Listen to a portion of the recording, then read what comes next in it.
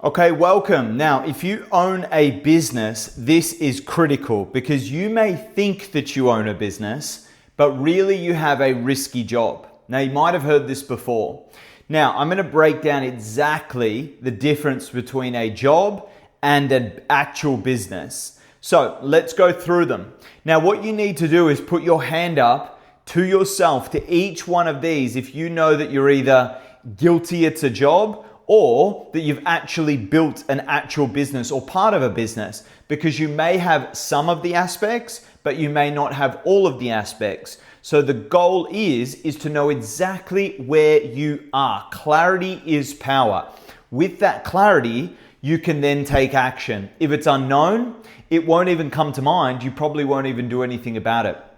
But the biggest challenge that you have right now is that you think that you have a business, and the chances are that you actually have a risky job. So let's go over it now, and you tell me, drop it in the comments, which one do you have? So first of all, you'll see across the top here, you've got job and you've got business. Now here's just a few indicators of which one you have and what qualifies them to be either or. But the most important thing for you is to understand exactly where you are in the game of business. Do you have a job or do you have a business? So the first one under job, if you stop, it stops. As in, if you stop working, you have a sick day, you break your leg. When I was a young personal trainer, just got out of the army, got into the fitness industry. I was about 12 months in, or maybe just over, and I'd built a substantial business, personal training business, earning over 100K, fully booked. It was really good at the time. I was 20 or 21 at the time. And then I got hit by a car. Now, immediately, couldn't take clients, couldn't get out of bed. All of those problems now existed for me, which meant that I absolutely had a job, not a business. Even though I thought I had a business because I worked for myself, I had an ABN, but I really had a risky job with no health benefits. The second one is your revenue follows your mood. Now, I've done a lot of videos on this, and this is the biggest challenge I believe that entrepreneurs right now are facing, is that, it's life, right? We all have good days, we all have bad days. But you will see that in entrepreneurs' revenue. Some weeks or some months they boom and they, close sales and they generate lots of leads and they generate lots of content, and their business is making money. They're closing sales, they're making money. It's a really good month. And then life happens. Things happen. Relationships break up. People have health problems. Like me, whatever it is, you get hit by a car. Hopefully not, but like me, that's what happened. And, the emotions are negative and the growth of the company then becomes negative. Or just on a minor scale, you're not feeling great this week or today or whatever it is, and things aren't getting done. And what you basically notice is a bit of a roller coaster in your revenue.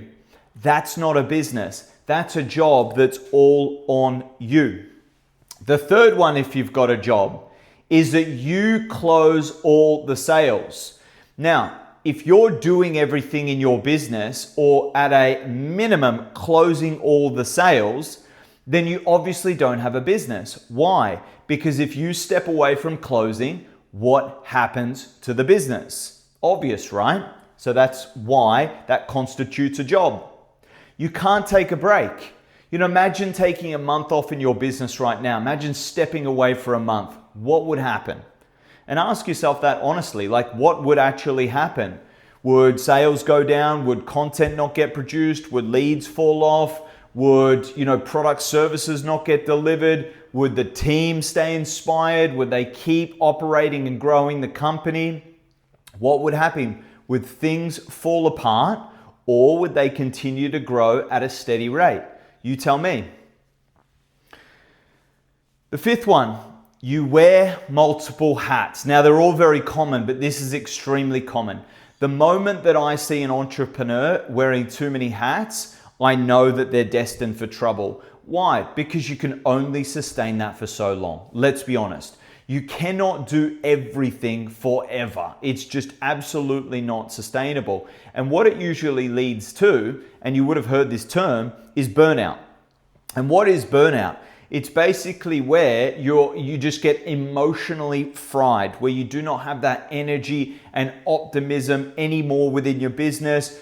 It could lead, a lot of people get sick, exhausted. I have had literally in the past month, 2 clients that have come to me because they have dropped to the floor at their job, at their business. And they have literally, their body has just said, I can't handle this anymore. That's pretty crazy. Like, that's an extreme sort of level of burnout. It's not always to that extreme, but that is a case of burnout. And they came to me and they just said, I'm wearing too many hats. I cannot sustain this. And I look into their business and it's so obvious why they burn out. Like, it's predictable. And I always say to them, it's like, well done for, taking action and recognizing this, but, is now a good time to do something? Because if you don't, it's just going to repeat itself. You will maybe have a break, take a week, take 2 weeks, 3 weeks, whatever it may be, and feel better and get that optimism back up and charge back to your business. But it's going to happen again. The inevitable will happen again. All right. So the most important thing that you can do is understand these concepts, because if this is happening to you and you don't make change, then unfortunately it's just going to happen again. Okay? And the last one, and certainly not the last, this list is extensive, but I didn't want to overwhelm this video too much. And I'm sure you can relate to a few of these, if not all. The last one is busy being busy. This is so common. You're doing too many meetings, you're doing too many emails, you're doing too many changing logos, and you're doing too many things that are just busy orientated work. Look, at the end of the day, there's only a couple of things literally that really matter in business for you as the founder. And a few of them, and I won't go into all of them, but a few of them is obviously, first one has to be revenue generating tasks. This is where most founders do not spend their time, because most founders get into business because they love their product or service. They're a really good carpenter, or they're a really good graphic designer, or they're a really good lawyer or accountant or whatever it may be, and they love doing those things, the plumbing, the accounting, whatever it is, but they are not interested in the sales side of the business. Unfortunately, at the end of the day, sales revenue is the only thing that's going to keep your business alive. It doesn't matter how passionate you are about helping people as a lawyer, or, fixing people's houses as a renovator or a builder. It doesn't matter. The only thing that matters at the end of the day is money, revenue coming into your bank account, and is it more than your expenses? Because if it's not, you're out of the game. So number one focus as that business owner always has to be at the number one at the top. It always has to be selling, generating revenue. Now, the problem with that, I already mentioned it, is that most people don't like selling. Just a mere fact. But the catch-22, it is the most important part of business. It's a little upsetting, right? Because you want to do all this cool stuff in your business and change the world and help so many people and create this freedom and build these cool products and do all this cool stuff, but you got to sell. And it takes the excitement, it takes the positivity out of things, because I don't like selling people. I don't like asking for money. I don't like following up. I don't like annoying people. These are the comments that I always get. Again, working with hundreds, if not coming close to thousands of entrepreneurs in my life cycle so far, it is the number one I don't want to do. And for those that enjoy selling, they usually have more successful businesses, because that is the bread and butter, the oxygen of business. Now, if you don't like doing it, then you have to leverage yourself out. And that is the second part of it. You can't be busy being busy. You need to be generating revenue and leveraging yourself out. Now, how do you do that? I had a great conversation with a new client the other day. And what I said to him, what is building? What is business?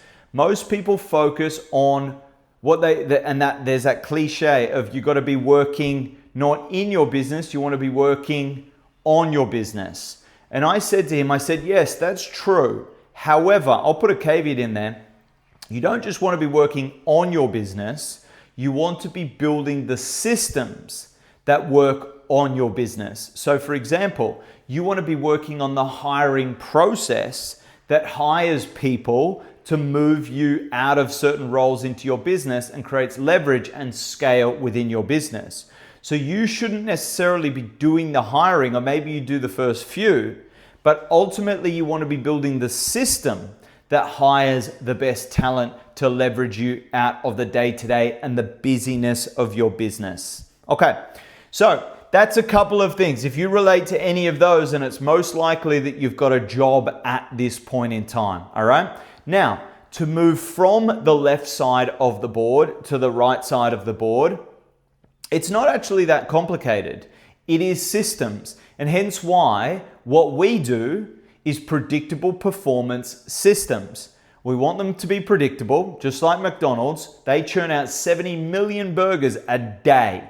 How do they do? And the founder's gone, they're all gone. Why? How? How do they do it? Systems. So ultimately, we want to move from a job into a business. The way that we need to do that is systems, predictable performance systems. That's what we do. So what's the first sign that you actually own a business? It runs without you. So you take a month off and you go to Thailand, Bali, you go to the south of France, you do whatever it is that you enjoy, and your business is producing revenue, it's producing sales, it's basically and essentially it's growing at whatever rate. You know, that's the growth rate doesn't determine necessarily whether you got a business or not. Ideally, we're seeing it grow. So, but it's growing at a certain percentage without you. Ultimately, that's what we're looking for. Okay, you're in the south of France and it is growing at 5% month on month. Okay, fantastic. What a business. Second one is revenue follows your systems. Instead of following your mood, it now follows your systems. Now that now becomes a predictable business model. If I spend X amount to acquire a customer, that customer will now spend X amount of money, and that is all done through systems and talent, hired talent. I know how to have a business because I am not the one that is determining whether that sale gets made or not. And it is running through a system. The revenue follows a system. Okay? Third one is systems close sales. You'll just keep hearing the word system because, again, if we look at McDonald's, how has it achieved what it has achieved? If we look at Amazon, SpaceX, any of these major companies, and they're gross examples, you can even look at, again, small companies, smaller companies, like whether it's big law firms in Australia or big builders in Australia, whatever it may be, Metricon as an example. That is not dependent. That is not founder dependent. Okay. That is a business system. They are closing sales without the founder's input. They would have a sales team, sales manager, sales director, head of sales, and no doubt that they've got C-suite salespeople looking over the entire thing, being that bigger business. But depending on the size of your business is depending on who is, how many levels deep you have in that sales process. But ultimately, even if you're a small business, you can still have a sales manager and a small sales team. It's so possible with obviously with the internet, remote selling, high ticket clothes, whatever it may be. But ultimately, it comes down to a system. Are you closing sales through a system that doesn't require you? Yes or no? All right, from here, fourth one is anyone can step in. So at any given time, people can step in, step out. I had actually most of my clients at this point, whenever someone leaves their company, it sends a reverberation, almost an earthquake through their business, which creates major problems. Why? Because it's like, Sally leaves and Sally knew everything about that, and now I've got to hire and train that person. Now I've got to do the hiring, then I've got to do the onboarding, then I've got to do the training, then I've got to manage them, micromanage them to get that same result and get them up to speed as Sally. And all these problems start to come up because one person left. That is clearly a job.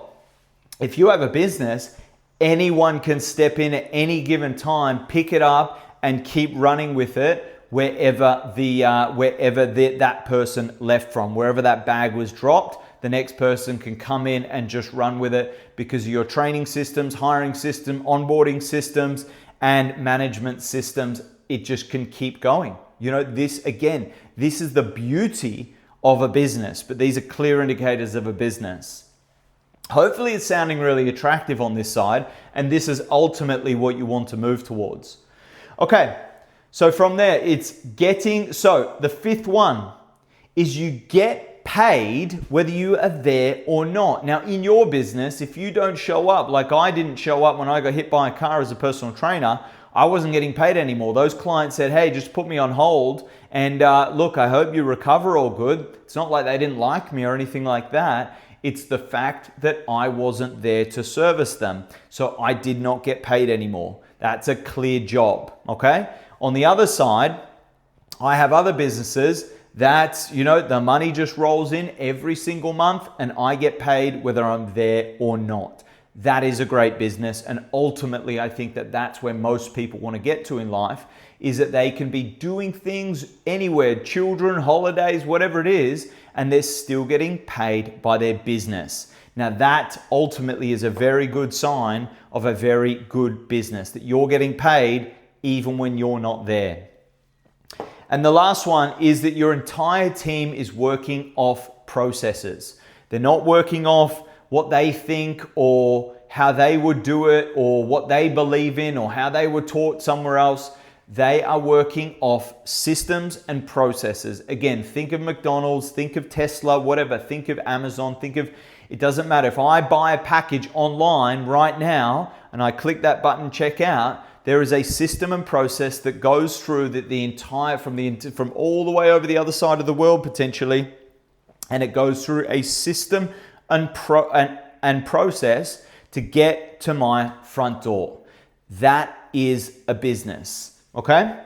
So the team works off processes and systems, not off random activity that they think or you think and they feel and you feel and the mood and whatever. Absolutely not. When I click that checkout button on that computer, that package gets delivered to this door because of processes and systems, not because of someone's thoughts and feelings.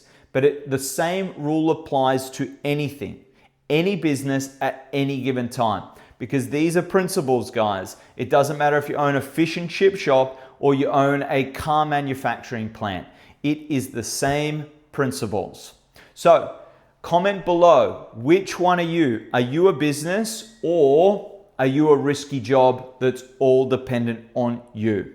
Now, if you do need support transitioning from a job through to a business, please reach out, click the button below. We will jump on a quick call. It's actually not that quick, anywhere from half an hour to an hour, but it's absolutely worth it because we are going to get total clarity.